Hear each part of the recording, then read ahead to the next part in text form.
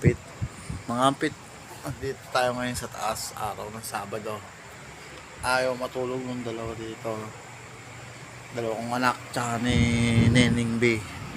Kasi o nga naman, hindi pa ayaw, halo-halo ito eh. Kulang-kulang pa nga naman. Katakot. May papakita daw dito. Pula. Kulay pula daw. Pula. Ay, papakita daw dito pula eh. Pulang kabayo daw. Kaya ayaw nila. Eh ako, sabi ko, matry nga para sa akin magpakita yung pulang kabayo na yun eh. Yun, di sabi ko, ngayon dito ako matutulog sa taas. Maabangan yung pulang kabayo na yan. Eh sabi, pa, ayaw ko daw matulog sa taas. May nagpapakita doon.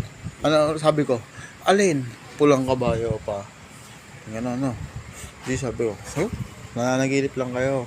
Yung anak kong lalaki din, gano'n din. Sabi, pa, ayaw ko doon sa taas. Sa araw lang ako akit doon. Nagpapakita kasi doon. Ano na naman? Pulang kabayo daw, sabi. Hindi gano'n no. Sabi ko, yun, tatry ko ngayon. Abangan ko ngayon yung pulang kabayo. Sabi ko, gano'n. Dito ako ngayon sa taas, mga ampit. Solo-solo lang, mga ampit. Solo-solo lang si ampit.